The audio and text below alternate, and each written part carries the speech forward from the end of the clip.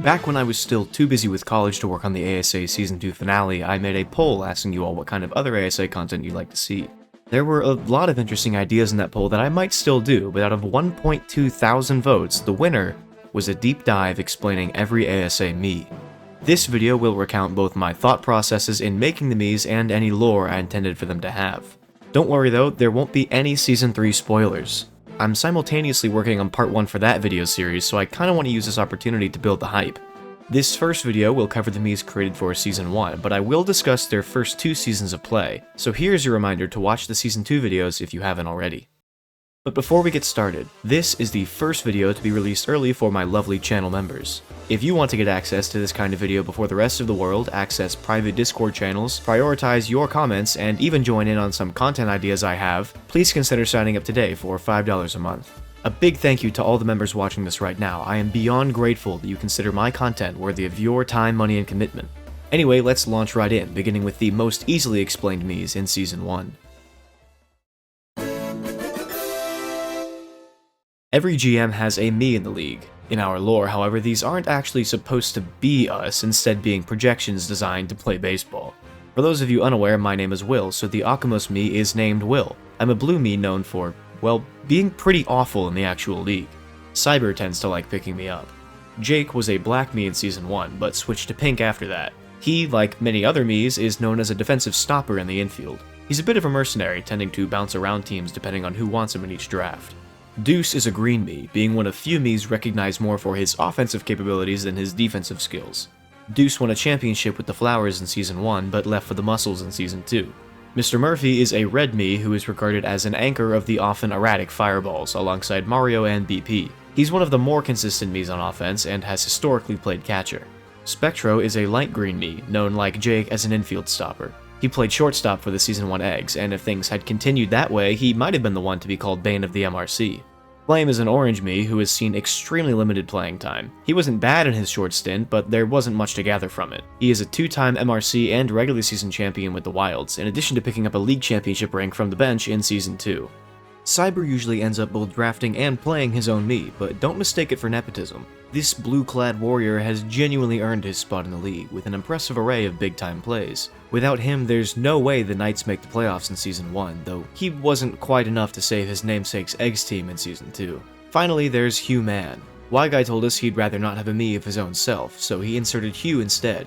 Being as he is a totally and completely regular guy, there's not much to say about him, other than the fact that he wears a spiffy light blue and is the only player to win the championship in both Season 1 and Season 2, that is. One last addendum before we move on. Wild's coach Nico was originally supposed to be the 8th GM before plans changed, and he was unavailable for Season 1. We had already made his Mii in advance though, so he's still around. Everything I said for Flame earlier also applies to him, including being an orange Mii. There are a few Miis which should look familiar for a number of reasons. Let's start with the video game characters. Gangsta Mario was Guy's idea. After doing some digging, it seems there's an actual origin and design for this character, but our direct inspiration came from the Rivals of Aether workshop character. You may notice that the two look nothing alike, but that isn't because I messed it up or anything. This guy's peculiar look comes from my original Super Slugger streams a couple years ago, where I was instructed to paint Gangsta Mario on Green Paratroopa's billboard without having any idea of what he looked like. This drawing actually serves as the current icon for the ASA save file. Link is Link. From Zelda. That's right, it's that one. On a similar note, Inkling is an Inkling from Splatoon. These two are pretty easy to understand. Now we get into the territory of Miis inspired by the real world. First, there's Kareem, a nod to the basketball legend. Though I hope it doesn't surface too much in my content, I'm actually not a huge baseball fanatic. Instead, I'm a lifelong basketball player and NBA fan, though I do still enjoy and loosely follow football and baseball. I drew specifically from Young Bucks Kareem for this design, and I like to think I did a good job. Then there's MKLeo, Smash 4 legend and widely considered the GOAT of Ultimate. A lot of you probably don't know this, but I've been a competitive Smash player for a few years now and have followed the scene since late 2017, so it's only natural that it should surface somehow. Real is a brown Mii with blonde hair and a persistent, confident smirk. He originated, along with 2 of the other Season 1 Miis, in my YouTube series on the Smash Ultimate Lightlock Challenge a few years ago, during which I created him to serve as my Mii sword fighter. If you've never seen my Lightlock series, I would hesitantly recommend it. It lays a lot of the groundwork for the ASA, but it came at a time when I sadly had to compromise some video quality for the sake of not frying my old laptop. Anyway, getting into the story behind his ASA design, Real clearly has a different haircut here. The hair he has in his Lightlock design is only an option on the Switch, so I had to come up with the closest thing possible for the ASA. For that reason, and for other Lightlock related reasons I won't divulge now, creating Real is what made me formally decide that in an Akamos extended universe, the ASA would have to take place well before Lightlock. Real is an adult in both series, but if I had to put numbers on it, I'd tentatively say he's about 22 in ASA and 26 in Lightlock. Though he prefers to relax, Real can never quite catch a break, always getting looped into serious situations that require his energy and attention. Don't mistake that for laziness. When the time comes, he's as dependable and diligent as they come. He's in great physical condition, but only keeps in such good health so he can stay on top of things. A deeply territorial man, Real is a natural fit for an infield position, taking care of what's entrusted to him even at his own risk. He's a one-time All-Star and now one-time champion with the Wilds. That leads us into the next Lightlock character, Teal. She's a light blue Mii with dirty blonde hair, freckles, and blue eyes. Teal was created to serve as our Mii gunner, originally bearing the name Coward before I decided to change it. I guess in the moment I realized she was a light blue Mii and that Teal rhymed with Real, so that's the reason for their names being that way. Her ASA design, like Real's, varies a bit from her Lightlock design.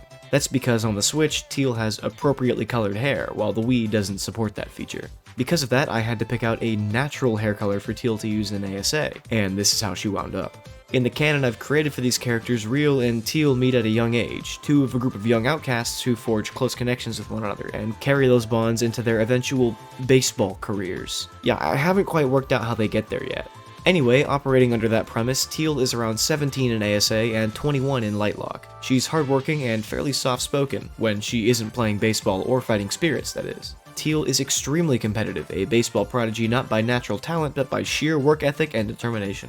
With that in mind, it should be no surprise that she nearly won the Season 2 Defensive Player of the Year, also with the Wilds.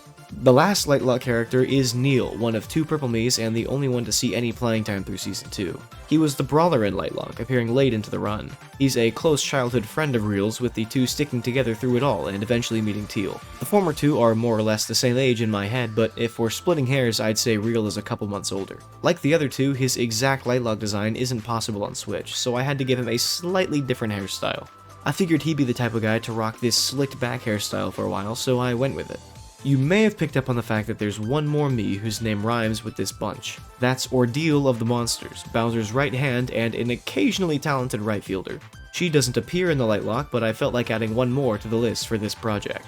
She shares in the same backstory as the other trio, but is the oldest in the group by a bit less than a year and the last to join. It's also fun to note that while her original design was created in the Wii Mii Maker, Ordeal does have a Switch design I made to go with the other 3.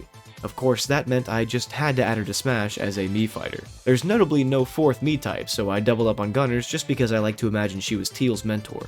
With that group of 4 behind us, there are 7 remaining Miis. Some of them have actual stories, while others just exist for the sake of existing. The first of that latter category is Sari, a yellow Mii who saw no playtime in Season 1. She was the first Mii to introduce the idea of retirement to the league. That is, when a Mii sees no playtime and just generally doesn't have much going for them, they are occasionally removed to avoid cluttering up the league with excess faces. As such, she was not around for Season 2. Earlier, I said that Neil was one of 2 purple Miis. The other was So True, who, like Sari, saw no playing time in Season 1. We gave her a second chance in Season 2, but she still couldn't find her way into a lineup and retired soon after. Next up is Willow, who should be very familiar to those of you who have watched Season 2. She began as another made-for-the-sake-of-being-made character, but was given a chance and quickly made a name for herself. She finished second in Mii of the Year voting in Season 2 with the Jake Cuevas muscles, a crucial component of the team's finals run. Given her methodical way of deconstructing offenses, I think of Willow as a musician-turned-athlete. She's obsessed with rhythm and patterns, but never saw them in sports until she began playing baseball. She's since committed herself to the game, treating each step with her left foot as a downbeat and her right as an upbeat, as she composes her personal symphony on the diamond. She still makes music on the side, though baseball is her primary passion nowadays. This guy's name is Karlg. He actually reversed Jake's path by going from pink in Season 1 to black in Season 2. After also not touching the field in either season though, he became the third Mii to retire. Going back to the topic of music, I'm told this guy's an extremely talented bari sax player, which is what I imagine he does nowadays. I know Flenzy may look a bit odd, but please don't say that to her face. She's a staple in Y-Guy's outfield, one of the few bright spots in his tragic runs through the first 2 seasons. Flenzy comes from a Mii my older sister made back when I first got my Switch in early 2019. That Mii's name is Flendolf, a character I've since used in Miitopia, Smash, and really anywhere else Nintendo lets me. Sadly, Flendolf's design is impossible on the Wii, thus Flenzy was born. I've kind of just come up with this on the spot, but let's roll with it. These two are cousins from another planet, where the biggest similarity to our world is the existence of baseball. When their short-range teleportation machine malfunctioned and sent them to our world, Flendolf took off to expand her horizons, while Flenzy stuck with what she knew best. They keep in contact by writing messages on random objects they own and mailing them to one another. On first glance, you might mistake Face for a similar character to Flenzy. On the contrary, he's just a mysterious 100-year-old man whose origins are unknown, though he certainly does come from Earth. Why he looks the way he does is unknown, but people dubbed him Face decades ago due to his peculiarly inverted features. To be perfectly honest though, Face is just the result of a middle school Akamos creating filler characters for Tomodachi Life. In that game, he has a screechingly high-pitched voice, but I haven't yet decided if that's coming back when the next opportunity arises. Our last Mii is certainly not the least.